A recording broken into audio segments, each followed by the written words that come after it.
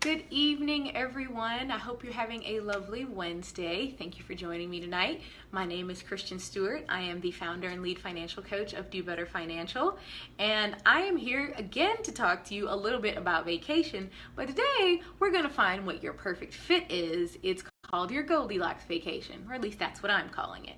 So let's start here. What is vacation?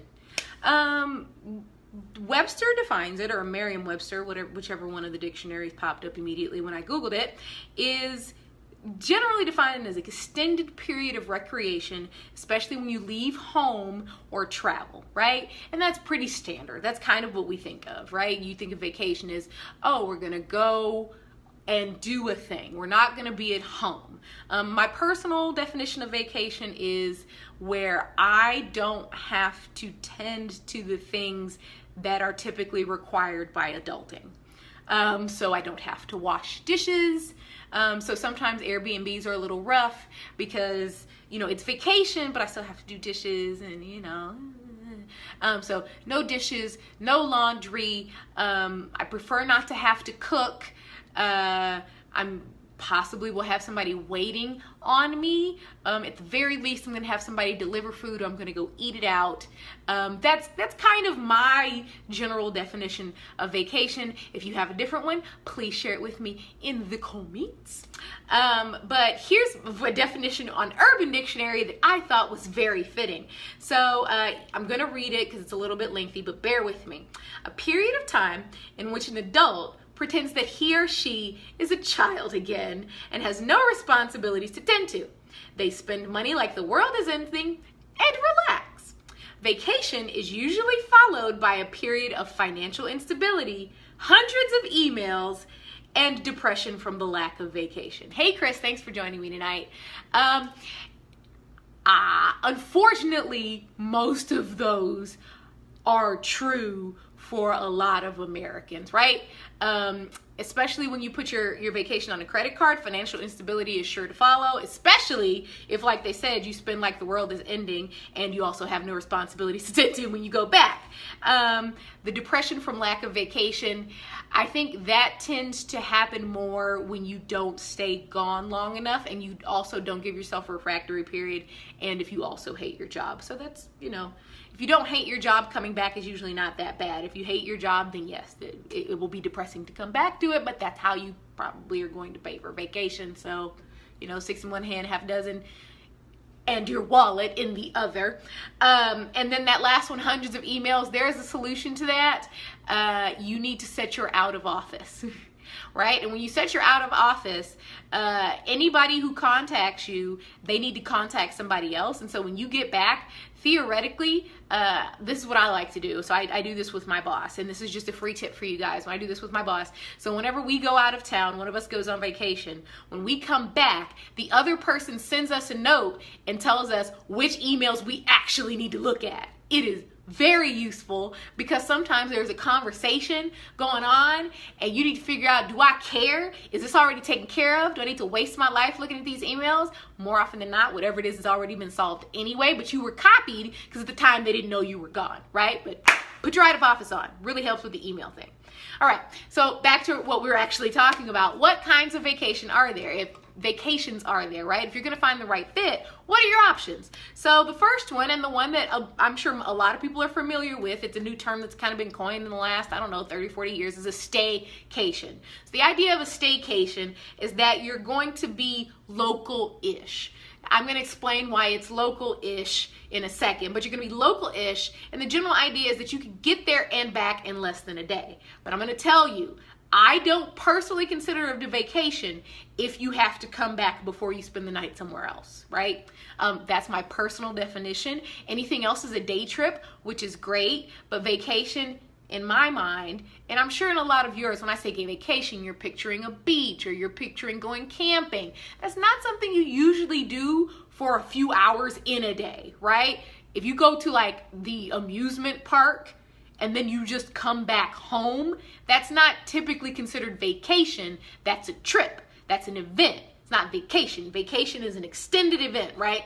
So I say get there and back in a day, and I call it local-ish because Texas, right? So theoretically, Galveston's close to Houston, but like going to New Orleans is theoretically a day trip. So I wouldn't consider it a staycation, but in Houston, you must vacate for it to be a vacation. There you go. But in Houston, I would consider anything within an hour a staycation, right? The idea is that you're not going far.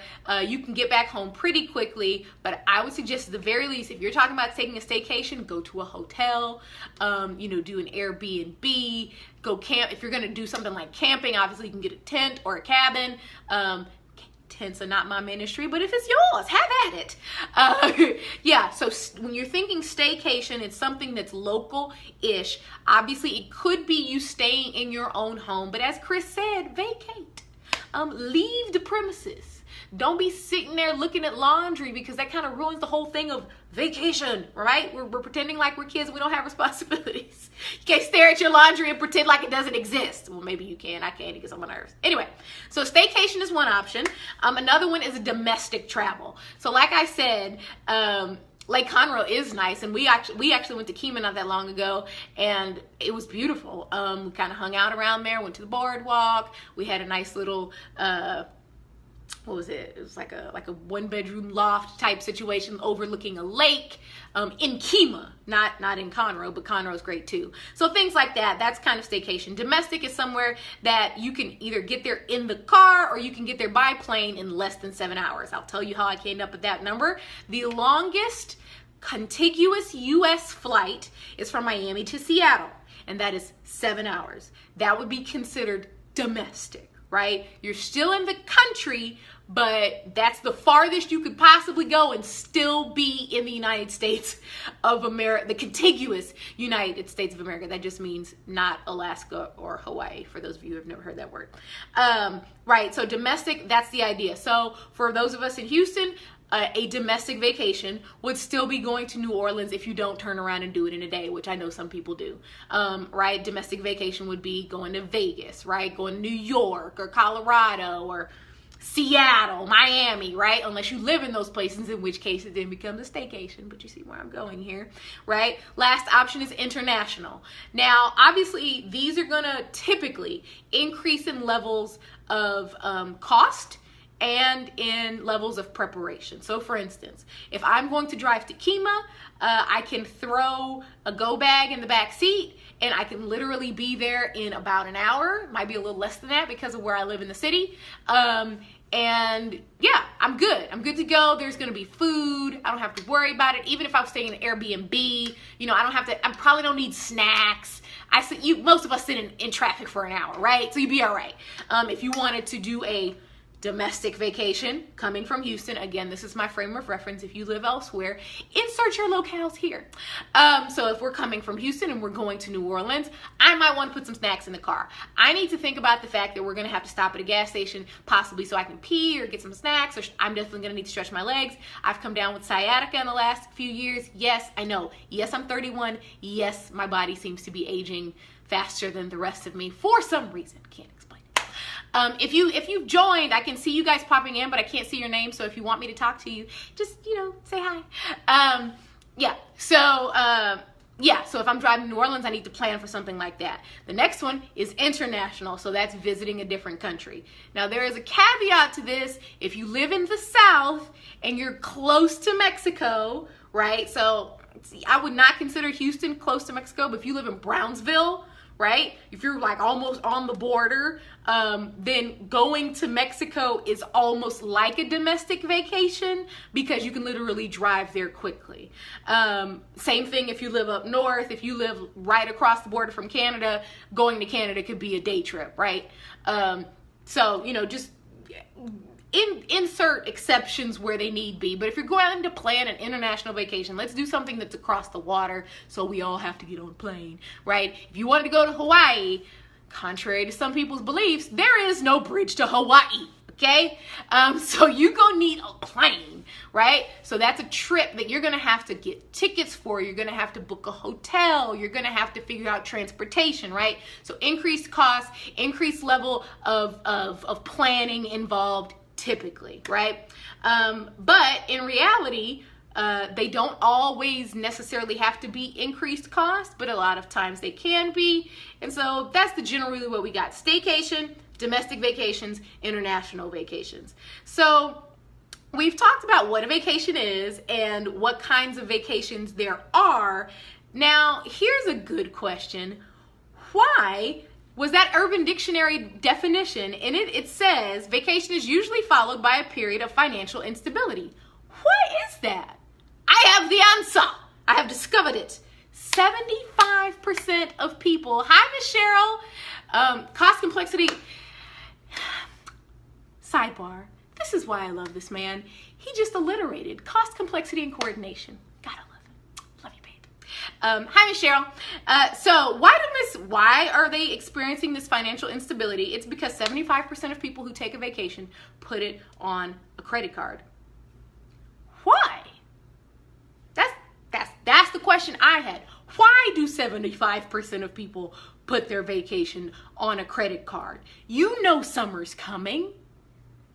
It happens the same time, generally, every year. The months occur in the same sequence, right? Obviously, the weather is, right? But the months occur, right? You know that, oh, look, it's January. We know that in May, we got this, that, and the other. We know in September, we got family reunion. We know in 4th of July, we want to go do a thing, right?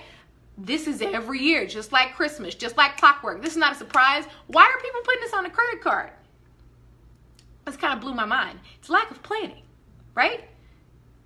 That's it. That is the number one reason that people put their vacations on a credit card.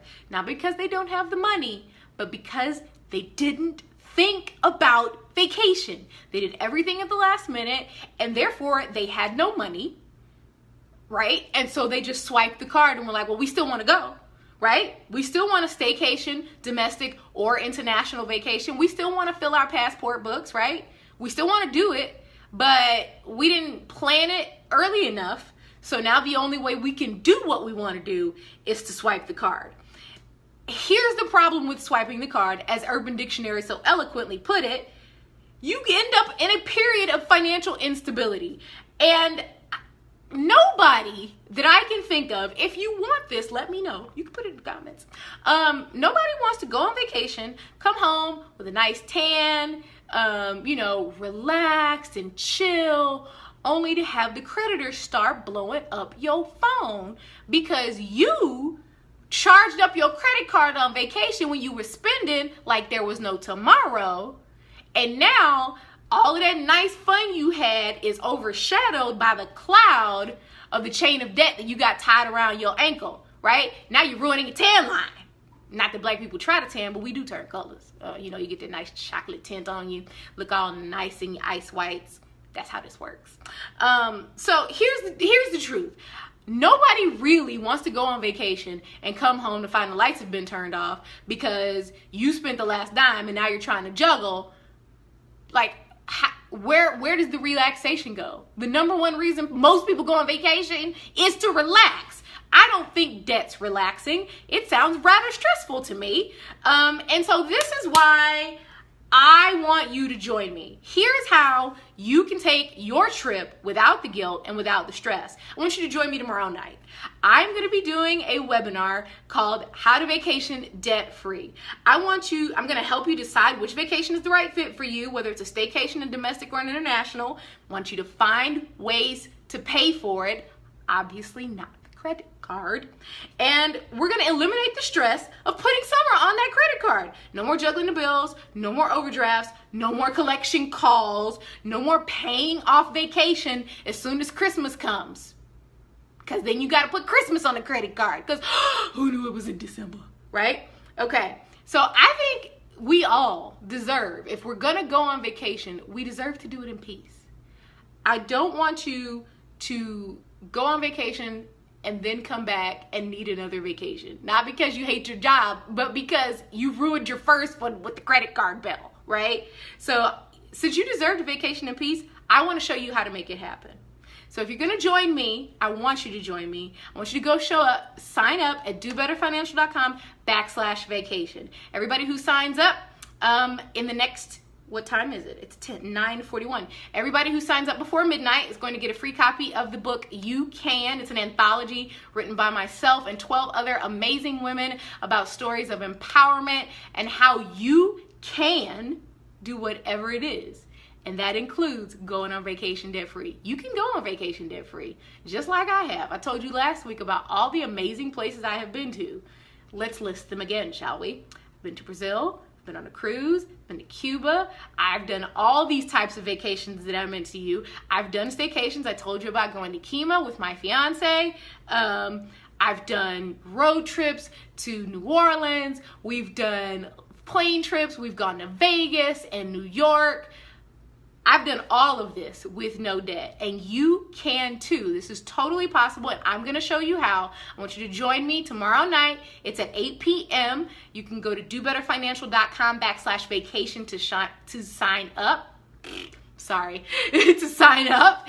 And everybody who signs up by midnight tonight is going to get a free copy of that book. You can still sign up tomorrow, and I hope you do if you're going to watch this tomorrow, but you won't get a free copy of the book. If you're still awake and you know somebody who needs to, go ahead and sign up. Go poke them, wake them up, and say, hey, go sign up for this thing tonight so you can get the free book. You won't regret it. It's going to be amazing. If you have any questions, please email me at christian@dobetterfinancial.com, or you can get in touch with me here on Facebook at Do Better Financial, or on Instagram, if that's your platform of choice, at Do Better Financial. Thank you so much for joining me tonight, and I hope you have some very, very peaceful rest. Have a good day. Bye-bye.